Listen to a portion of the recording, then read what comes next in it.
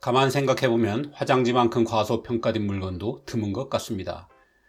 만약 어느 날 갑자기 화장지가 사라진다면 어떻게 될까요? 아마 상상하기 힘들 정도로 우리의 삶의 질이 뚝 떨어지게 될 것입니다. 사람은 살아있는 한 평생 섭취를 하고 배변을 해야 합니다. 이 중 무엇을 먹느냐 하는 문제는 무척 불평등하죠. 하지만 배변만큼은 얼마짜리를 먹었든 상관없이 공평하게 누구나 1인당 하루 평균 220g의 똥을 누게 됩니다. 인구가 80억 명이니까 인간이 하루에 배설하는 양이 17억 6천만 kg이나 되죠. 이걸 뒤처리하는 데 드는 전 세계의 두루마리 화장지는 해마다 300억 롤 이상입니다. 초당 거의 1000개씩의 화장지가 사용되고 있는 것입니다. 하지만 불과 170년 전만 해도 인류는 이 화장지가 없어서 매일매일 크나큰 불편을 겪어야 했습니다. 과거 인류가 용변을 본 후 항문을 닫기 위해 어떤 어려움을 견뎌야 했는지를 알게 되면 지금의 이 화장지가 인간이 인간답게 사는데 얼마나 큰 공헌을 했는지 인정하지 않을 수가 없습니다. 책 똥오줌의 역사의 저자인 마르텍 무네스티에는 배설 활동은 전 대륙에서 같은 발달 과정을 거쳐온 흔하지 않은 인간 활동이라고 말합니다. 수렵 채집 시대만 해도 인류는 아무 데서나 배설해도 아무 문제가 없었지만 정착 생활을 하게 되면서 집단으로 해결해야 할 사회 문제가 되었습니다. 실제로 어떤 대륙이든 인류는 오랜 세월 자연에서 얻을 수 있는 온갖 재료를 밑닦는 데 사용해왔습니다. 나뭇잎, 풀, 이끼, 지푸라기, 양털, 과일 껍질 등 구하기 쉬운 것 중 부드러운 물체는 뭐든지였습니다. 오스트리아 잘즈부르크 인근의 한 소금 광산에선 머위 잎으로 엉덩이를 닦았다는 증거가 남아 있습니다. 그래서 이 지역에선 지금도 머위를 엉덩이 식물이라고 부릅니다. 지역에 따라선 돌과 나무 조각, 조개 껍질도 흔히 쓴 재료였습니다. 이 딱딱한 물체로 변을 긁어낸 후 물이나 눈으로 뒷마무리를 했죠. 강이 근처에 있다면 일이 간단했습니다. 그냥 손만 있으면 모든 걸 해결할 수 있었으니까요. 사막에 가까운 이집트에선 부드러운 모래를 사용했습니다. 고대 그리스와 로마에서 많이 쓴 건 펫소이라는 원형의 점토판이었습니다. 대변이 묻은 펫소이는 물론 펫소이를 이용해 뒤를 닦는 그림의 2700년 된 술잔도 발견되었습니다. 그러다가 공중 화장실이 발달한 로마에선 상당히 진일보한 도구가 사용되었습니다. 터소리움이라는 물건입니다. 로마의 공중 화장실은 따로 칸막이가 없었습니다. 구멍이 뚫린 돌바닥에 나란히 앉아 온갖 주제로 대화를 나누는 게 로마의 화장실 문화였습니다. 화장실 한가운데는 소금물통이 있었습니다. 소금물통에는 끝에 부드러운 스펀지가 달린 긴 막대기가 하나 들어있었습니다.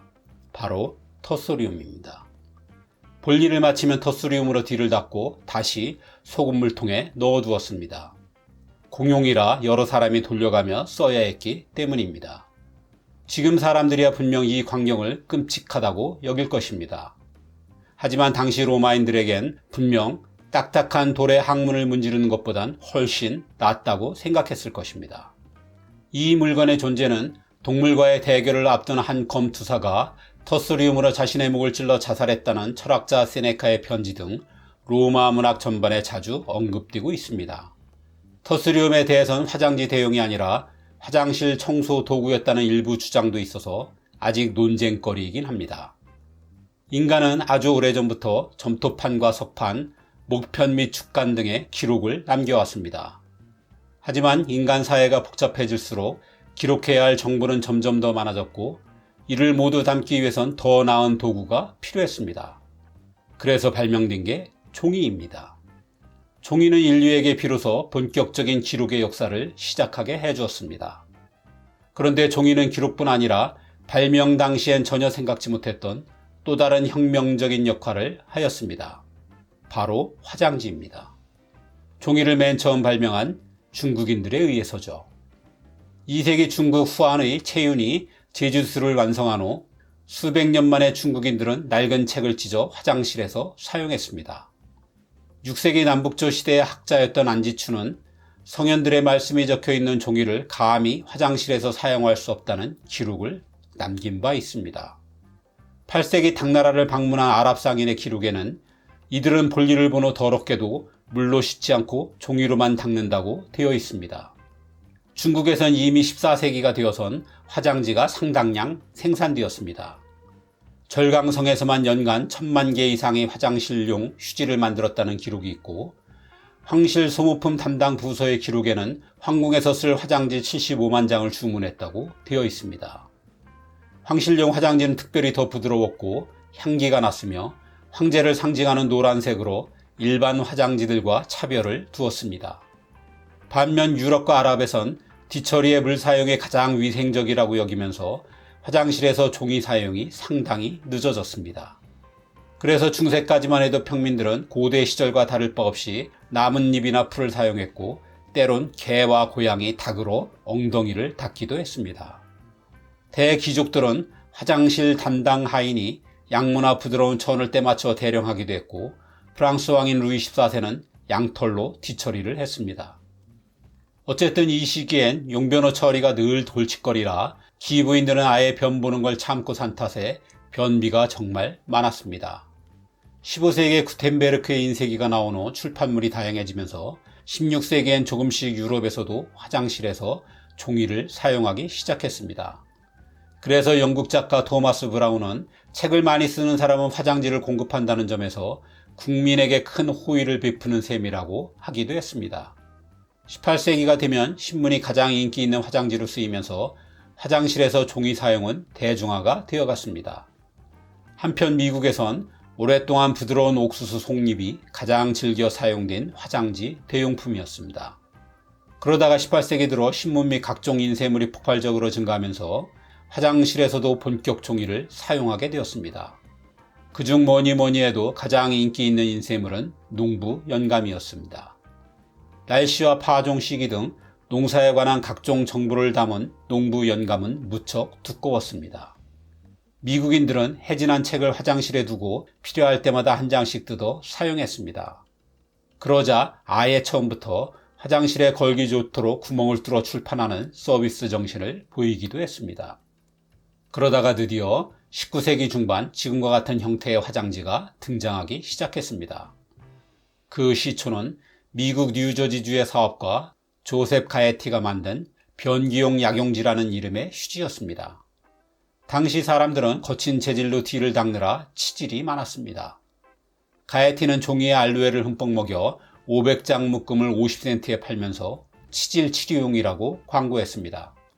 가에티는 스스로 이 발명품이야말로 우리 시대의 가장 큰 축복이라 할 만한 거대한 발견이라고 평가했습니다. 하지만 자신만만했던 사업은 얼마 못 가 망했습니다. 공짜 종이가 널려 있는데 뒤처리를 하는 데까지 왜 귀중한 돈을 써야 하느냐는 것이었습니다. 더구나 화장지보단 의학용품임을 강조한 점도 실패의 한 원인이 되었습니다. 그 후 세스 필러에 의해 최초로 두루마리 형태의 화장지가 나왔고 한 장 한 장 떼일 수 있는 절취선도 그어졌습니다. 그리고 19세기 말 스코트 형제에 의해 두루마리 화장지가 처음으로 상업적인 성공을 거두게 됩니다. 스코트 형제는 두루마리 한가운데 두꺼운 심을 넣어 오늘날의 형태를 완성했죠. 의학용품을 내세웠던 조세 가에티의 실패를 분석해 오래된 린넨처럼 부드러운이라는 슬로건을 내세운 것도 시장에서 좋은 반응을 얻게 해주었습니다. 스코트라는 이름은 오늘날 우리나라에서 주방용 제품의 상품명으로 여전히 사용되고 있습니다. 화장지 사업의 확대에도 불구하고 일반인들이 화장지를 사는 건 그리 쉽지 않았습니다. 배변 후 뒤처리는 부끄러운 이야기였기 때문입니다.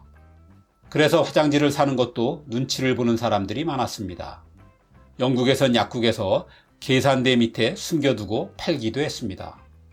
하지만 20세기 초가 되어 화장실에 대변혁이 일어났습니다. 도시마다 상하수도가 완비되면서 수세식 화장실이 대중화되었기 때문입니다. 이제 화장실이 집 안으로 들어오면서 무엇보다 위생이 중요해졌습니다. 청결을 위해 의사들이 나서서 화장지 사용을 적극 권장하기 시작했습니다. 무엇보다 수세식 화장실은 변기가 막히지 않는 게 중요했습니다. 물에 잘 녹는 부드러운 화장지에 대한 지금까지 없던 새로운 수요가 만들어졌다는 뜻입니다. 이렇게 되어 화장지 사용은 폭발적으로 증가하게 되었고 오늘날 인류에겐 한시라도 곁에 없어서는 안 될 생필품이 되었습니다. 화장지 얘긴 끝났지만 하는 김에 TMI 5가지입니다. 첫째, 한국에 두루마리 화장지가 도입된 건 1971년 유한 킴벌리사에 의해서입니다. 당시 이 보들보들한 종이는 부자들이나 쓰던 사치품이었습니다. 그러다 1980년대 들어 아파트 건설 붐이 불면서 대중화가 되었습니다. 둘째, 한국화장실연구소 조사에 의하면 남성은 일회 평균 93cm, 여성은 118cm의 휴지를 사용합니다. 셋째, 비데가 보급되면서 화장지 사용이 줄어들 것 같지만 사실은 오히려 더 증가하고 있습니다. 비데 사용 후 화장지를 한 번 더 닦아내야 안심이 되기 때문이라는 분석입니다. 넷째, 모두가 사용할 것 같지만 실제로는 세계 인구의 4명 중 1명만이 용변호 화장지를 씁니다. 중동이나 일부 아시아 지역처럼 물을 사용하는 곳도 있고 아직 화장지를 살 여유가 없는 곳도 많아서입니다. 다섯째, 화장지계엔 부먹직먹과 비슷한 논쟁이 있습니다. 화장지를 어느 방향으로 거느냐 하는 것입니다.